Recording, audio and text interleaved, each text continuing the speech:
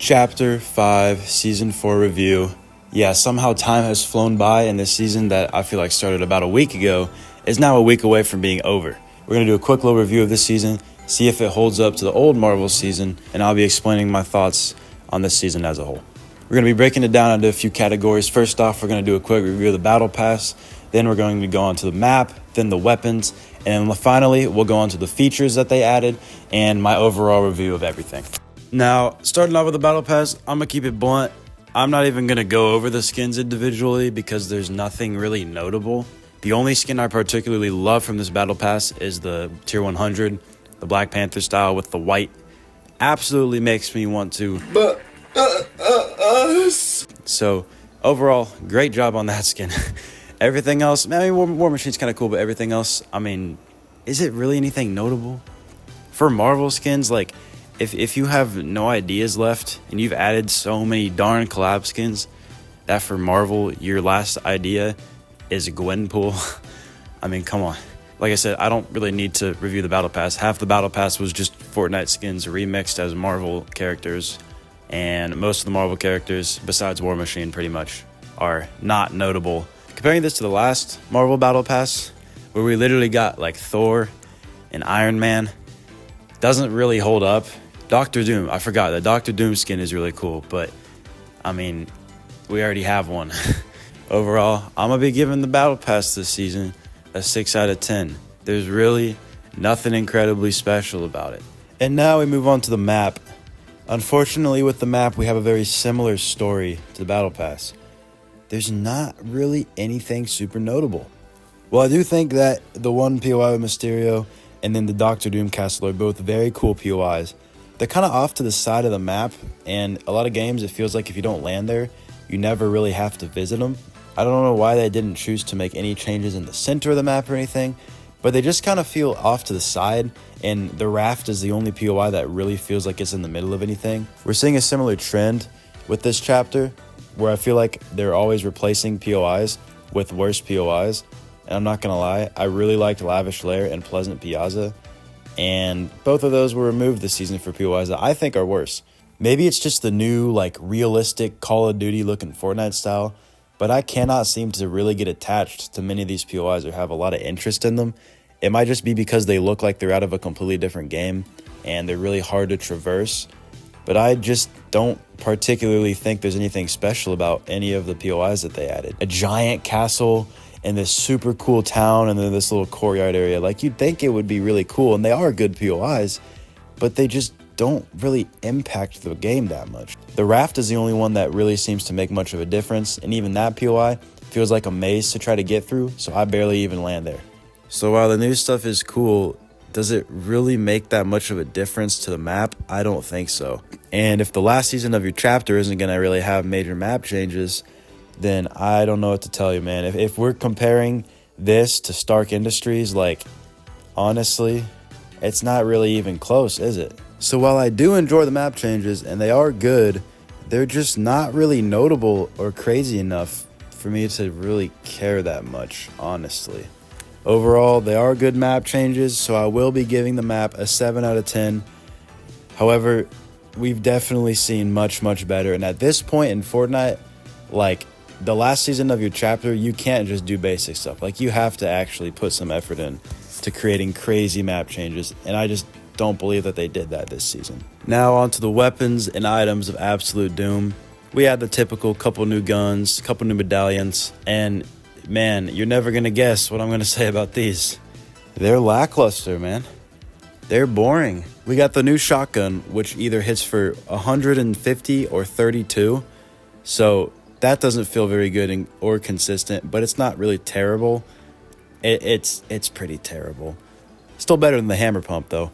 We have the Monarch pistol, which, like, a similar story. It seems like it either does crazy consistent damage, or I literally have the opponent lined up and it does nothing. I'm not really sure. We have the AUG, which, like, it's the AUG, but it's got bullet drop, so it's automatically worse than the other AUG.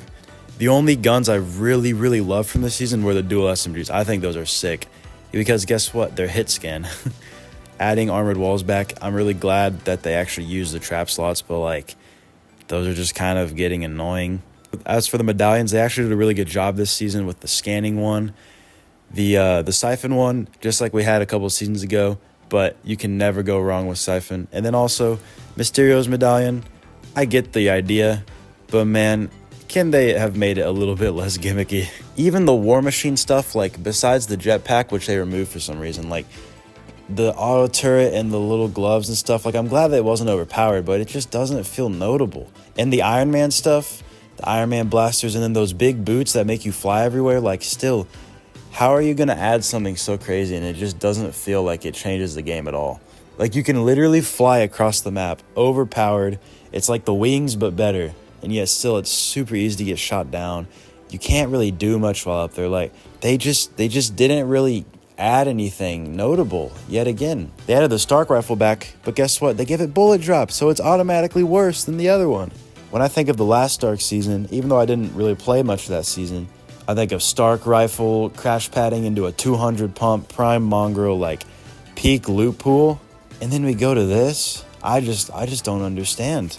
If they would have gone all out, removed all these stupid bullet drop guns, and completely tried to make the loot pool look like the last season, then they could have totally pulled off something really cool here. But instead, what they choose to do is keep in all these boof weapons, completely remove aim assist from controller, by the way. That's not very fun as a controller player myself.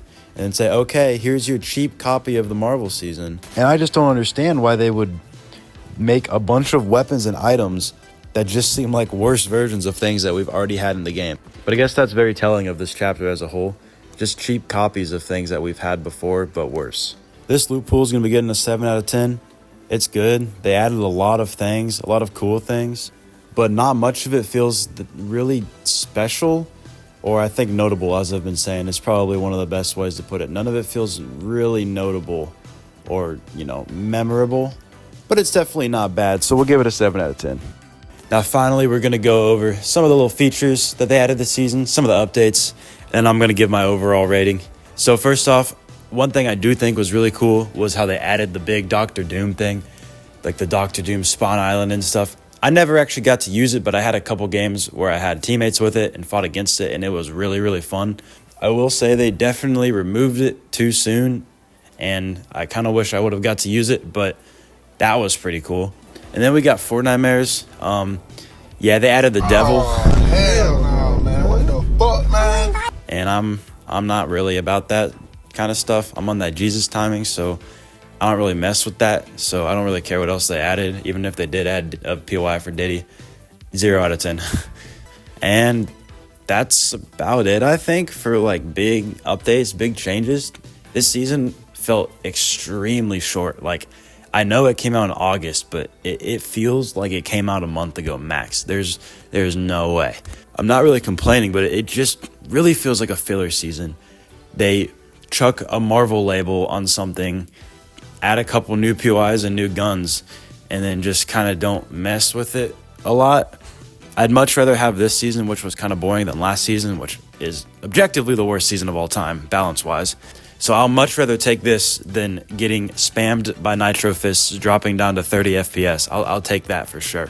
I may have a little bias towards the start of the season because I did get on PC the day before this season started. So this whole season has kind of been me getting used to PC and sort of learning how to play without aim assists and stuff. So it definitely has been a unique experience for me. But overall, I can't say I didn't enjoy the season, especially compared to last season. After about a month of this season, it just got boring. It just got old. It just got kind of boring. Although when I do hop into Battle Royale and play every once in a while, it is an enjoyable experience. They just needed to bring back the Reaper or something, like some gun to make the game feel really, really special, because I don't really see any reason to play this over Reload or Creative right now as a more competitive player. Absolutedoom is going to be getting, overall, drumroll please, a 6.5 out of 10. Listen, I would love to give it a 7 out of 10 or a good rating or above, but it's just so unnotable. Like, I've never played a season before and felt like, yeah, this season doesn't matter. This is the first time I've ever played a season and been like, man, I'm having fun, but like, this is definitely just extra materials that they threw at a season, chucked a Marvel label on it and said, all right, go have fun while we work on chapter 2. which is what people really care about. Like I said, I'll take it over the Abomination of Wrecked, which I didn't even care to make a season review for last season because I already made multiple videos screaming about how terrible it is. But if you're gonna go off of a bad season like Wrecked, at least give us something that's like the opposite of that, like super competitive or something. Not one that's just boring. Although, once again, I don't really mind. I'd rather have a boring season than a horrible season. 6.5 out of 10 for Absolutedoom. This one is in the books. This is my shortest season review ever, I think, because there really isn't much to talk on. I enjoy this season, but I don't think I'll miss it. And I don't think I'll really miss this chapter either, because I'm sick and tired of my game running like dog piss and having bullet drop weapons. Thank you guys so much for watching. Catch me in my next video where I'll be reviewing Chapter 5 and Chapter 4, comparing them and seeing which one's better. And after that, we're going back to Chapter 2. God bless you guys. And this chapter has been absolute doom.